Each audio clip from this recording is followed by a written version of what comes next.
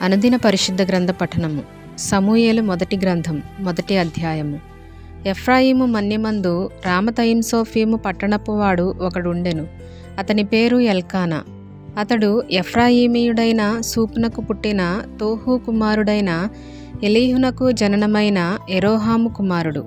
అతనికి 2 భార్యలుండిరి. వీరిలో ఒక దాని పేరు హన్నా, రెండవ దాని పేరు పెనిన్నా. పెనిన్నాకు పిల్లలు కలిగిరి గాని హన్నాకు పిల్లలు లేకపోయిరి. ఇతడు షిలోహునందున్న సైన్యములకు అధిపతియగు యెహోవాకు మ్రొక్కుటకును బలి అర్పించుటకును ఏటేటా తన పట్టణము విడిచి అచ్చటికి పోవుచుండెను. ఆ కాలమున ఏలీ యొక్క 2 కుమారులగు హోఫ్ని ఫీనెహాసులు యెహోవాకు యాజకులుగా నుండిరి. ఎల్కానా తాను బలి అర్పణ చేసిన నాడు తన భార్యయగు పెనిన్నాకును దాని కుమారులకును కుమార్తెలకును పాళ్ళు ఇచ్చుచూ వచ్చెను గాని హన్నా తనకు ప్రియముగా నున్నందున ఆమెకు 2 పాళ్ళు ఇచ్చుచూ వచ్చెను. యెహోవా ఆమెకు సంతు లేకుండా చేసెను. యెహోవా ఆమెకు సంతు లేకుండా చేసియున్న హేతువును బట్టి ఆమె వైరియగు పెనిన్న ఆమెను విసిగించుటకై ఆమెకు కోపం పుట్టించుచూ వచ్చెను. ఎల్కానా ఆమెకు ఏటేటా ఆ రీతిగా చేయుచూనుండగా హన్నా యెహోవా మందిరమునకు పోవునప్పుడెల్లా అది ఆమెకు కోపం పుట్టించెను. గనుక ఆమె భోజనము చేయక ఏడ్చుచూ వచ్చెను. ఆమె పెనిమిటి అయిన ఎల్కానా, హన్నా, నీవెందుకు ఏడ్చుచున్నావు? నీవు భోజనము మానుట ఎలా? నీకు మనోవిచారం ఎందుకు కలిగినది? 10 మంది కుమారుల కంటే నేను నీకు విశేషమైన వాడను కానా అని ఆమెతో చెప్పుచూ వచ్చెను. వారు షిలోహులో అన్నపానములు పుచ్చుకొనిన తరువాత హన్నా లేచి యాజకుడైన ఏలీ ముందర స్తంభము దగ్గరనున్న ఆసనము మీద కూర్చుని ఉండగా బహుదుఃఖాక్రాంతురాలై వచ్చి యెహోవా సన్నిధిని ప్రార్థన చేయుచు బహుగా ఏడ్చుచు, సైన్యములకు అధిపతివగు యెహోవా, నీ సేవకురాలనైన నాకు కలిగియున్న శ్రమను చూచి నీ సేవకురాలనైన నన్ను మరొక జ్ఞాపకము చేసుకొని నీ సేవకురాలనైన నాకు మగపిల్లను దయచేసిన ఎడల వాని తల మీదికి క్షౌరపు కత్తి ఎన్నటికీ రానీయక వాడు బ్రతుకు దినములన్నిటను నేను వానిని యెహోవా వగు నీకు అప్పగింతునని మ్రొక్కుబడి చేసుకొనెను. ఆమె యెహోవా సన్నిధిని ప్రార్థన చేయుచుండగా ఏలీ ఆమె నోరు కనిపెట్టుచుండెను. ఏలయనగా హన్నా తన మనస్సులోనే చెప్పుకొనుచుండెను.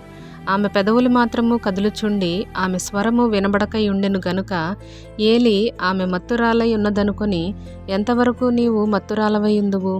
నీవు ద్రాక్షారసమును నీ యొద్ద నుండి తీసివేయమని చెప్పగా హన్నా, అది కాదు నా ఏలినవాడా, నేను మనోదుఃఖము గలదాన్నై ఉన్నాను. నేను ద్రాక్షారసమునైనను మద్యమునైనను పానము చేయలేదు గాని నా ఆత్మను యెహోవా సన్నిధిని కృమ్మరించుకొనుచున్నాను. నీ సేవకురాలనైన నన్ను పనికిమాలిన దానిగా ఎంచవద్దు. అత్యంతమైన కోపకారణమును బట్టి బహుగా నిట్టూర్పులు విడిచుచు నాలో నేను దీని చెప్పుకొనుచుంటినెను. అంతట ఏలీ, నీవు క్షేమముగా వెళ్ళుము. ఇశ్రాయేలు దేవునితో నీవు చేసుకొనిన మనవిని ఆయన దయచేయునుగాక అని ఆమెతో చెప్పగా ఆమె అతనితో, నీ సేవకురాలనైన నేను నీ దృష్టికి కృపనొందుదునుగాక అనెను. తరువాత ఆ స్త్రీ తన దారిని వెళ్ళిపోయి భోజనము చేయుచు నాట నుండి దుఃఖముఖిగా నుండుట మానెను. తరువాత వారు ఉదయమందు వేగిరమే లేచి యెహోవాకు మ్రొక్కి తిరిగి రామాలోని తమ ఇంటికి వచ్చిరి.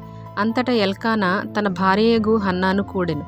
యెహోవా ఆమెను జ్ఞాపకము చేసుకొనెను గనుక హన్నా గర్భము ధరించి దినములు నిండినప్పుడు ఒక కుమారుని కనెను. నేను యెహోవాకు మ్రొక్కుకొని వీనిని అడిగితెననుకొని వానికి సమూయేలను పేరు పెట్టెను. ఎల్కానాయును అతని ఇంటి వారందరూ యెహోవాకు ఏటేటా అర్పించు బలినర్పించుటకును మ్రొక్కుబడిని చెల్లించుటకును పోయిరి. అయితే హన్నా, బిడ్డ పాలు విడుచు వరకు నేను రాను, వాడు యెహోవా సన్నిధిని అగపడి తిరిగి రాక అక్కడనే ఉండునట్లుగా నేను వాని తీసుకొని వత్తునని తన పెనిమిటితో చెప్పి వెళ్ళకయుండెను. కాబట్టి ఆమె పెనిమిటి అయిన ఎల్కానా, నీ దృష్టికి ఏది మంచిదో అది చేయుము. నీవు వానికి పాలు మాన్పించు వరకు నిలిచియుండుము. యెహోవా తన వాక్యమును స్థిరపరచునుగాక అని ఆమెతో అనెను. కాగా ఆమె అక్కడనే ఉండి తన కుమారునికి పాలు మాన్పించు వరకు అతని పెంచుచుండెను. పాలు మాన్పించిన తరువాత అతడు ఇంకా చిన్నవాడై ఉండగా ఆమె ఆ బాలుని ఎత్తుకొని 3 కోడెలను తూమెడు పిండిని ద్రాక్షారసపు తిత్తిని తీసుకొని షిలోహులోని మందిరమునకు వచ్చెను. వారు ఒక కోడెను వధించి పిల్లవానిని ఏలీ యొద్దకు తీసుకొని వచ్చినప్పుడు ఆమె అతనితో ఇట్లనెను, నా ఏలినవాడా, నా ఏలినవాని ప్రాణము తోడు. నీ యొద్ద నిలిచి యెహోవాను ప్రార్థన చేసిన స్త్రీని నేనే. సమూయేలు మొదటి గ్రంథము 2వ అధ్యాయం. మరియు హన్నా విజ్ఞాపన చేసి ఇలాగనెను: నా హృదయము యెహోవా యందు సంతోషించుచున్నది. యెహోవా యందు నాకు మహాబలము కలిగెను. నీ వలని రక్షణను బట్టి సంతోషించుచున్నాను. నా విరోధుల మీద నేను అతిశయపడుదును. యెహోవా వంటి పరిశుద్ధ దేవుడు ఒకడునూ లేడు. నీవు తప్ప మరి ఏ దేవుడునూ లేడు. మన దేవుని వంటి ఆశ్రయదుర్గం ఏదియూ లేదు. యెహోవా అనంత జ్ఞానియగు దేవుడు. ఆయనే క్రియలను పరీక్షించువాడు. ఇకను అంత గర్వముగా మాటలాడకుడి. గర్వపు మాటలు మీ నోట రానీయకుడి. ప్రఖ్యాతి నొందిన విలుకాండ్రు ఓడిపోవుదురు. తొట్టిల్లిన వారు బలము ధరించుదురు. తృప్తిగా భుజించిన వారు అన్నము కావాలనని కూలికి పోవుదురు. ఆకలి కొనిన వారు ఆకలి తీరా తిందురు. గొడ్రాలు 7 పిల్లలను కనును. అనేకమైన పిల్లలను కనినది కృశించిపోవును. జనులను సజీవులనుగాను మృతులనుగాను చేయువాడు యెహోవాయే.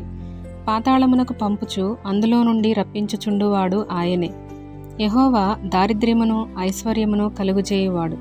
కృంగజేయువాడును లేవనెత్తువాడును ఆయనే. దరిద్రులను అధికారులతో కూర్చుండబెట్టుటకును మహిమగల సింహాసనమును స్వతంత్రింపచేయుటకును వారిని మంటిలో నుండి ఎత్తువాడు ఆయనే. లేమిగల వారిని పెంటకుప్ప మీద నుండి లేవనెత్తువాడు ఆయనే. భూమి యొక్క స్తంభములు యెహోవా వశము. లోకమును వాటి మీద ఆయన నిలిపియున్నాడు. తన భక్తుల పాదములు తొట్టిల్లకుండా ఆయన వారిని కాపాడును. దుర్మార్గులు అంధకారమందు మాటుమణుగుదురు. బలము చేత ఎవడునూ జయమునొందడు. యెహోవాతో వాదించువారు నాశనమగుదురు. పరమండలములో నుండి ఆయన వారిపైన ఉరుమువలే గర్జించును. లోకపు సరిహద్దులలోగా నుండి వారికి ఆయన తీర్పు తీర్చును. తాను నియమించిన రాజునకు ఆయన బలమిచ్చును. తాను అభిషేకించిన వానికి అధిక బలము కలుగుచేయును. తరువాత ఎల్కానా రామాలోని తన ఇంటికి వెళ్ళిపోయాను. అయితే ఆ బాలుడు యాజకుడైన ఏలీ ఎదుట యెహోవాకు పరిచర్య చేయుచుండెను. ఏలీ కుమారులు యెహోవాను ఎరుగని వారై మిక్కిలి దుర్మార్గులయ్యుండిరి. జనుల విషయమై యాజకులు చేయుచూ వచ్చిన పని ఏమనగా, ఎవడైనా బలి పశువును వధించిన మీదట మాంసము ఉడుకుచుండగా యాజకుని వారు 3 ముండ్లు గల కొంకిని తీసుకొని వచ్చి బొరుసులో గాని తపేలలో గాని గోనలో గాని కుండలో గాని అది గుచ్చినప్పుడు ఆ కొంకి చేత బయటకు వచ్చినదంతయు యాజకుడు తన కొరకు తీసుకొనును. షిలోహుకు వచ్చు ఇశ్రాయేలీయులందరికిని వీరు ఇలాగున చేయుచూ వచ్చిరి. ఇదియుగాక వారు క్రొవ్వును దహింపక మునుపు యాజకుని పనివాడు వచ్చి బలి పశువును వధించువానితో యాజకునికి వండించుటకై మాంసమిమ్ము.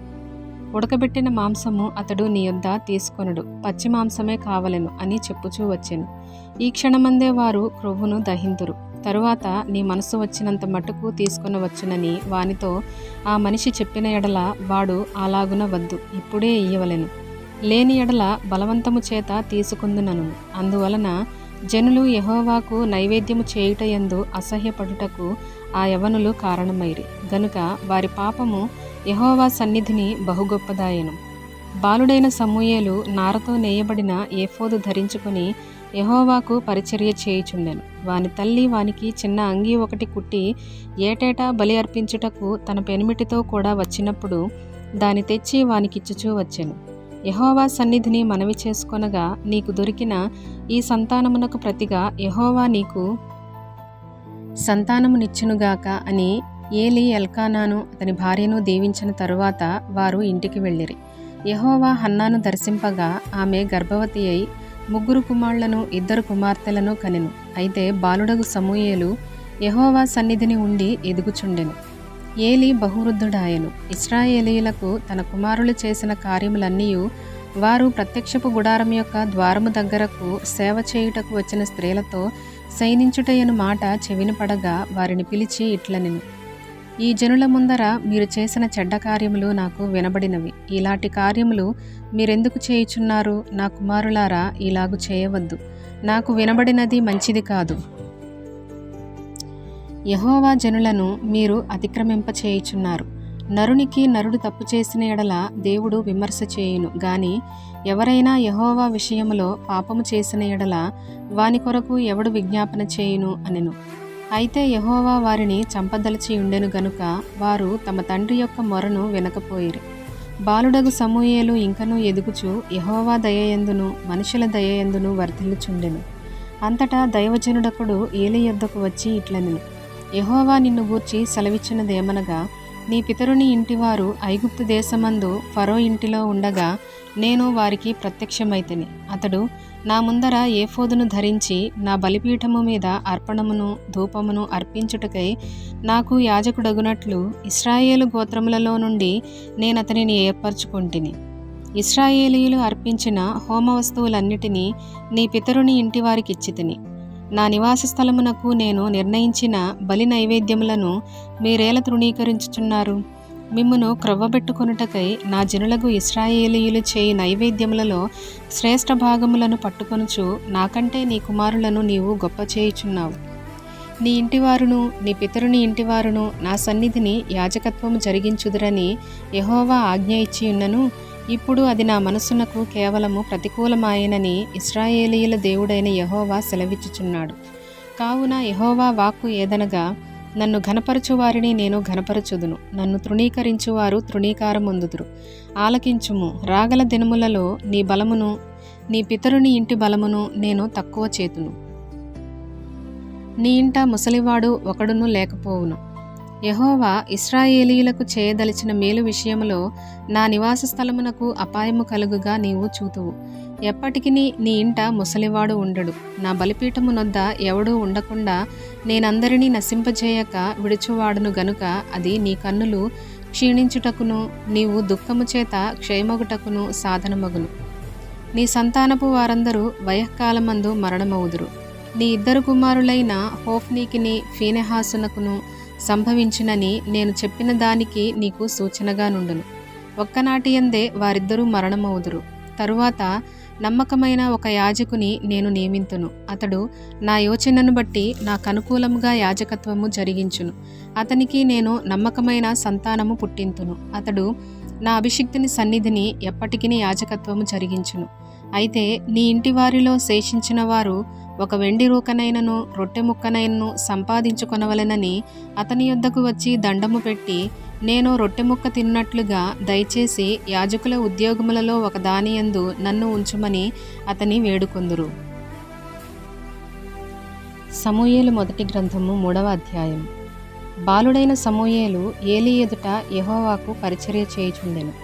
ఆ దినములలో యెహోవా వాక్కు ప్రత్యక్షమగుట అరుదు, ప్రత్యక్షము తరచుగా తటస్థించుటలేదు. ఆ కాలమందు ఏలీ కన్నులు మందదృష్టి గలవైనందున అతడు చూడలేక తన స్థలమందు పండుకొని ఉండగాను, దీపము ఆరిపోక మునుపు సమూయేలు దేవుని మందసమున్న యెహోవా మందిరములో పండుకొని ఉండగాను యెహోవా సమూయేలును పిలిచెను. అతడు చిత్తమండి నేనున్నానని చెప్పి ఏలీ దగ్గరకు పోయి, నీవు నన్ను పిలిచితివి గదా, నేను వచ్చినాననెను. అతడు నేను పిలువలేదు, పోయి పండుకొమ్మని చెప్పగా అతడు పోయి పండుకొనెను. యెహోవా మరలా సమూయేలును పిలువగా సమూయేలు లేచి ఏలీ యొద్దకు పోయి, చిత్తము నీవు నన్ను పిలిచితివి గనుక వచ్చితిననెను. అయితే అతడు, నా కుమారుడా, నేను నిన్ను పిలువలేదు, పోయి పండుకొమ్మనెను. సమూయేలు అప్పటికి యెహోవాను ఎరుగకుండెను. యెహోవా వాక్కు అతనికి ఇంకా ప్రత్యక్షము కాలేదు. యెహోవా 3వ మారు సమూయేలును పిలువగా అతడు లేచి ఏలీ దగ్గరకు పోయి, చిత్తము నీవు నన్ను పిలిచితివే, ఇదిగో వచ్చితిననగా, ఏలీ యెహోవా ఆ బాలుని పిలిచినని గ్రహించి, నీవు పోయి పండుకొమ్ము, ఎవరైనా నిన్ను పిలిచిన ఎడల యెహోవా నీ దాసుడు ఆలకించుచున్నాడు, ఆజ్ఞ నిమ్మని చెప్పుమని సమూయేలుతో అనగా, సమూయేలు పోయి తన స్థలమందు పండుకొనెను. తరువాత యెహోవా ప్రత్యక్షమై నిలిచి ఆ రీతిగా, సమూయేలు సమూయేలు అని పిలువగా సమూయేలు, నీ దాసుడు ఆలకించుచున్నాడు, ఆజ్ఞ ఇమ్మనెను. అంతటా యెహోవా సమూయేలుతో ఇలాగు సెలవిచ్చెను, ఇశ్రాయేలులో నేనొక కార్యము చేయబోచున్నాను, దానిని వినువారందరి చెవులు గింగురుమనును. ఆ దినమున ఏలీ యొక్క ఇంటివారిని గురించి నేను చెప్పినదంతయు వారి మీదికి రప్పింతును. దాని చేయ మొదలుపెట్టి దాని ముగింతును. తన కుమారులు తమ్మును తాము శాపగ్రస్తులుగా చేసుకొనుచున్నారని తానెరిగియు వారిని అడ్డగించలేదు గనుక అతని ఇంటికి నిత్యమైన శిక్ష విధింతునని నేను అతనికి తెలియజేయుచున్నాను. కాబట్టి ఏలీ ఇంటివారి దోషమునకు బలిచేతనైనను నైవేద్యము చేతనైనను ఎన్నటికినీ ప్రాయశ్చిత్తము చేయబడదని నేను ప్రమాణపూర్వకముగా ఆజ్ఞాపించితిని.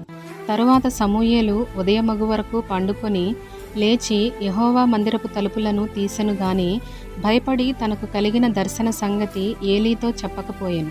అయితే ఏలీ, సమూయేలు, నా కుమారుడా అని సమూయేలును పిలువగా అతడు, చిత్తము, నేనిక్కడ ఉన్నాననెను. ఏలీ, నీతో యెహోవా ఏమి సెలవిచ్చెనో మరుగు చేయక దయచేసి నాతో చెప్పుము. ఆయన నీతో సెలవిచ్చిన సంగతులలో ఏదైనా నీవు మరుగు చేసిన ఎడల అంతకంటే అధికమైన కీడు ఆయన నీకు కలుగుచేయునుగాకని చెప్పగా సమూయేలు దేనిని మరుగు చేయక సంగతి అంతయు అతనికి తెలియజెప్పెను. ఏలీ విని, సెలవిచ్చినవాడు యెహోవా, తన దృష్టికి అనుకూలమైన దానిని ఆయన చేయునుగాక అనెను. సమూయేలు పెద్దవాడు కాగా యెహోవా అతనికి తోడైయున్నందున అతని మాటలలో ఏదియూ తప్పిపోలేదు. కాబట్టి సమూయేలు యెహోవాకు ప్రవక్తగా స్థిరపడెనని దాను మొదలుకొని బెయేర్షెబా వరకు ఇశ్రాయేలీయులందరూ తెలుసుకొనిరి.